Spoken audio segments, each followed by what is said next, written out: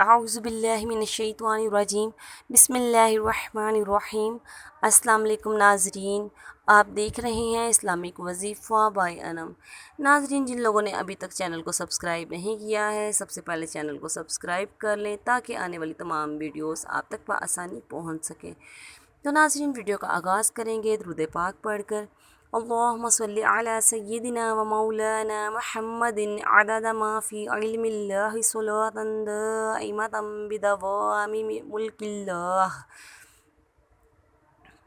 تو ناظرین، چلتے ہیں ہم اپنے آج کے گھریلو علاج کی طرف۔ میرا آج کا گھریلو علاج آپ کے بالوں کے حوالے سے ہے۔ وہ لوگ جن لوگوں کو بالوں کا مسئلہ ہے، بال بہت باریک ہیں، سر پر بہت روکھے ہیں، بہت ہلکے سے ہیں اور جلدی لمبے نہیں ہوتے، اور آج کا میرا جو نسخہ ہے ہر قسم کے بالوں کی پریشانی کے لیے ہے۔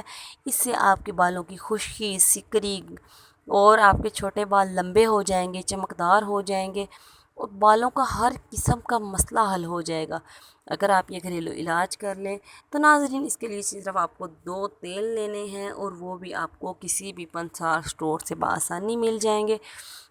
سب سے پہلے ایک تو آپ نے لینا ہے دیسی انڈوں کا تیل، اور دوسرا آپ نے لینا ہے آملہ کا تیل۔ دونوں تیل آپ نے ہم وزن لینے ہیں، اور دونوں تیل کو آپ نے اچھی طرح سے اپنے پاس مکس کر کے رکھ لینا ہے، اور آپ نے رات کو سوتے وقت اپنے بالوں پر آہستہ آہستہ ہاتھوں سے اپنے بالوں پر مالش کرنی ہے، اور صبح اٹھ کر آپ نے سر دھو لینا ہے۔